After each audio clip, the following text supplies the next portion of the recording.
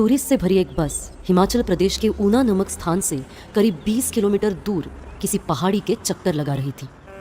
तो भाई और बहनों, हमीरपुर आने में अभी 80 किलोमीटर और है। हमने अभी अभी खेंदा गांव क्रॉस किया है। कुछ ही देर में हम लोग एक ढाबे पे गाड़ी रोकेंगे। गाड़ी रोको। बस के पीछे से आवाज आई। भाई जी, ढाबे पे ही रुकेगी गाड़ी अब तो। उस युवक ने एक सरसरी निगाह से गाइड की तरफ देखा। गाड़ी नहीं रुकेगी। वो लंबा सा हष्ट-पुष्ट युवक गाइड के करीब आया। रुकेगी ना साहब? ए कल्लू, गाड़ी रोक। बहुत अच्छे। वो युवक किसी तेज हवा के झोंके की तरह बस से उतर गया। बस भी तुरंत चल पड़ी। अब उस सड़क पर वो अकेले खड़ा था। सामने खेंदा गांव के अंदर जाने का रास्ता था। अंगद रिपोर्टिंग। मैं डेस्टिनेशन तक पहुंच गया हूँ। आज एनोमली नंबर 263 के बारे में जितना हो सके उतना जानने की कोशिश करूंगा। डाटा कलेक्ट करने के बाद उसे पकड़ने की स्ट्रैटेजी बनाऊंगा। जैसे ही मैं उसके बारे में कुछ ठोस पता कर लूं, अपनी टीम को रिपोर्ट करूंगा। और हाँ, जब तक मैं खुद ना रिपोर्ट करूं, प्लीज मुझे कांटेक्ट मत कीजिएगा। मैं किसी को भी शक करने का कोई मौका नहीं देना चाहता हूं। तभी वहां एक ट्रक आकर रुका। ओ बादशाह हो, कितने जाना है तुझसे? बस गांव के अंदर तक जाना है। छोड़ देंगे क्या? ओ जी, बिल्कुल छोड़ देंगे। आओ बगल में बैठो, आप आओ। बहुत धन्यवाद आपका। मुझे तो लग रहा था इस सुनसान सड़क पे कोई सवारी मिलेगी ही नहीं। कोई गल नहीं जी, अब तो हम आ गए। वैसे आप शहरी आदमी लग रहे हो। आपको इस गांव में क्या काम है? मेरी फैमिली के कुछ लोगों ने यहाँ बहुत पहले जमीन ली थी। बस उसी का हालचाल जानने आया हूँ। लोग अलग अलग जगह जमीन खरीदते हैं, लेकिन खेंदा में भला कोई क्यों जमीन लेना चाहेगा? ये मेरे पुरखों की जमीन है। काफी समय पहले मेरे पुरखों ने गांव छोड़ दिया था। मुझे भी हाल ही में पता चला कि हमारी यहाँ जमीन भी है, तो सोचा कि सही कीमत पे बेच दूं। सच बताऊं तो मुझे नहीं लगता कि आप यहाँ जमीन बेच पाओगे। आपको कोई खरीदार नहीं मिलने वाला यहाँ पे। ऐसा क्यों कह रहे हैं आप? आपने यहाँ के उस फसल देवता की कहानी नहीं सुनी क्या? फसल का देवता? ये भला क्या भला है?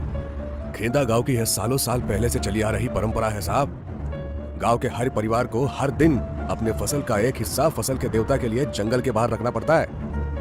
अगर किसी परिवार की तरफ से फसल का एक हिस्सा घर के बाहर नहीं रखा गया ना, तो फसल के देवता नाराज हो जाते हैं और उनका प्रकोप पूरे गांव को झेलना पड़ता है। ये क्या दकियानुसी बातें हैं? क्या आप भी इसे मानते हैं? पिछले साल तक नहीं मानता था, लेकिन फिर कुछ ऐसी घटना घटी कि मानना ही पड़ा। ऐसा भला क्या हो गया? गांव के एक आदमी ने पिछले साल फसल देने के लिए कुछ आनाकानी की थी। अगले दिन उस आदमी समेत 2 और लाशें गांव के सीमा पे मिली। मैं गांव की दुकानों पर माल डिलीवरी करने अक्सर यहाँ आता रहता हूँ। मेरी पहचान लगभग गांव के सभी लोगों से है। मुझे जब इस बारे में पता चला तो मैं भी हैरान हो गया था। उनकी हालत देखकर कोई भी समझ जाता कि वो इंसान का काम नहीं था। कोई इंसान लाशों की इस तरह चीरफाड़ नहीं कर सकता। पुलिस को भी थक हार कर केस क्लोज ही करना पड़ गया, क्योंकि उन्हें किसी भी तरह का सुराग ही नहीं मिला। सब बकवास है। जरूर उन तीनों की किसी से व्यक्तिगत दुश्मनी रही होगी। इस गांव में पक्का कोई बदमाश है जो लोगों को मार रहा है, और पुलिस किसी को ना पकड़ने की वजह से पूरा इल्जाम इस काल्पनिक फसल देवता पर डाल रही है। आप जो भी समझे। खैर, ये लो जी, बातों बातों में गांव भी आ गया। ठीक है सरदार जी, आपका वो फसल का देवता मुझे मिला तो मैं उससे हेलो कह दूंगा। फिलहाल मैं चलता हूँ। हाँ, खुशकिस्मत रहे तो आपको कभी उसकी शक्ल नहीं देखनी पड़ेगी, क्योंकि उससे आज तक जिसका भी पाला पड़ा है वो कभी जिंदा लौटकर वापस नहीं आया है। खैर, अपना ख्याल रखिएगा, फिर मिलते हैं। शुक्रिया सरदार जी। अंगद ने उस ट्रक ड्राइवर के जाने के बाद फिर से अपना फोन निकाला और नंबर डायल किया। हेलो अन्नपूर्णा मैडम, एनोमली 263 के बारे में बहुत सारी नई जानकारी हाथ आई है। जी, मैं सेटल होकर आपको साथ कनेक्ट करता हूँ। सरदार जी ने अरविंद अग्रवाल की दुकान पर फर्नीचर का सामान पहुंचा दिया था। तभी उन्होंने अंगद के बारे में अरविंद को बताया। पुरखों की जमीन, जहाँ तक मुझे पता है, गांव में खेतीबाड़ी करने लायक जितनी भी जमीन है, सभी यही के लोगों की है। पता नहीं, देखने से तो भला ही लग रहा था। तभी सामने के ढाबे पर सरदार जी ने किसी को देखा। वो ढाबे पर बैठकर जो खा रहा है वो रामू का भाई बिरजू ही है ना? हाँ, इसके भाई रामू की वजह से पूरा गांव पिछले साल मरते मरते बचा था। गनीमत है कि फसल के देवता ने बस 3 ही जाने ली, वरना पता नहीं कैसा प्रलय आता गांव में। उस घटना के बाद इसका पूरा परिवार गांव छोड़ के चला गया था। पता नहीं इस बार कौन सी आफत लेकर आएंगे ये लोग, भगवान ही बचाए।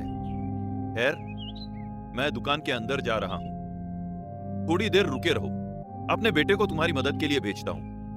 फर्नीचर रखने के बाद तुम अपने पैसे लेकर यहां से जा सकते हो। गौरव, शानू, जल्दी से नीचे आओ। उसके इतना कहते ही तो पहलवान छाप युवक कुर्ता पजामा पहने हुए ऊपर से तुरंत नीचे आ गए। जी पिताजी। क्या तुम दोनों में से किसी को यह भी पता था कि बिरजू गांव में वापस आ रहा है? गौरव और शानू एक दूसरे की तरफ देखने लगे। यह अब क्या कह रहा है पिताजी? बिरजू और उसकी माँ तो पिछले साल ही गांव छोड़कर चले गए थे, जब गांव में सबने उनका बहिष्कार कर दिया था। अबे बाहर निकल कर देख, वो लड़का सामने वाले ढाबे पर बैठकर आराम से चाय पी रहा है और तुम लोगों को कोई खबर ही नहीं है। इसकी इतनी हिम्मत! इस बार तो उसे मैं जिंदा नहीं छोड़ूंगा। अभी अपने गुस्से पे काबू रखो। जाकर बाहर करतार सिंह के ट्रक से सामान निकालो। कुछ दिन इस बिरजू पर कड़ी नजर रखनी होगी। पता करना होगा कि इसका फिर से गांव वापस आने का क्या मकसद है। उसके बाद हम इसको सबक सिखाएंगे। पहले अंगद और अब बिरजू। कौन है ये लोग? किस मकसद से आए?